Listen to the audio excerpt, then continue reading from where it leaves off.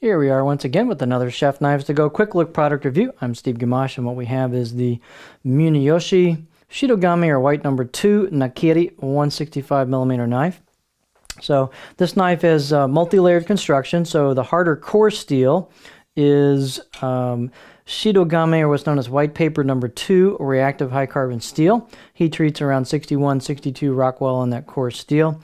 And you've got on the outside of that core steel, you've got a soft iron reactive cladding. So the entire knife is reactive core and cladding. The cladding does have a couple layers of protective finish. One is this black Kudauchi, or what's known as a KU blacksmith type finish on it. And then it also has, you can see from the shine here, it's got a food safe lacquer finish on it as well for some protection on both sides. Lacquer will wear away over time, allowing the knife to patina or stain, or some people like to take it all off with acetone right off the bat. Just depends on your personal preference. This knife has some very unique features, which we'll talk about, but to the dimensions and weights, which will vary a little bit from knife to knife, this has a weight of about 4.8 ounces, 136 grams for this sample. Edge length, about 165 millimeters is 6.5 inches, which is kind of from the chin, the back of the heel, around to where the useful part of the curve is on the blade. The overall length, about 302 millimeters, or 11.9 inches. And then you'll see the spine is quite unique on these. You see how it raises up and gets wide right at the spine on the right side of the blade, and the left side of the blade is much, much flatter. So this is a kind of a chisel grind or a single bevel style grind on it. The spine, therefore, is thicker than the rest of the knife would indicate, so it's about 4.3 millimeters wide at the back and about 3.2, and then maybe 3-ish, slightly under, towards the front of the blade. But you'll see how that widens out. So it's got this big scoop here where it widens out right at the spine. I've never actually seen this before, so this is a very unique grind on this knife. So let's cover the rest of it. Blade height measured at the back, about 55.6 millimeters. In the middle, about 54.6, so it loses a little bit as it gets towards the front of the blade in height. Handle's just a basic D-shaped, right-hand oriented hoe wood handle with a plastic or resin ferrule. That's a collar that slips over the top. So there's always a step there in the wood before it hits the plastic. Pretty standard fare for this style of basic handle.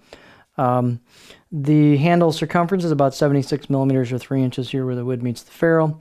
Balance point, handle's light, so the balance point on this is a little further forward as you would expect for a Nakiri style blade, so it's about right there. But it's a pretty light knife overall, so it still feels light, but it's got a little bit of weight forward balance bias, which helps a little bit with some chopping power. Let's see, so let's look at this blade a little closer. And that'll probably be as good as anything for our beauty shot. So you'll see the grind is oriented towards a right-hand user. This knife gets quite thin overall, thinner than the Santoku, but you can see it's a chisel type grind. So you've got the grind on this right side of the blade, and then the left side of the blade is basically flat, approximately. And so there's not a lot of width to the grind itself, but so this is very oriented around a right-hander person. This would steer like crazy for me as a left-hander.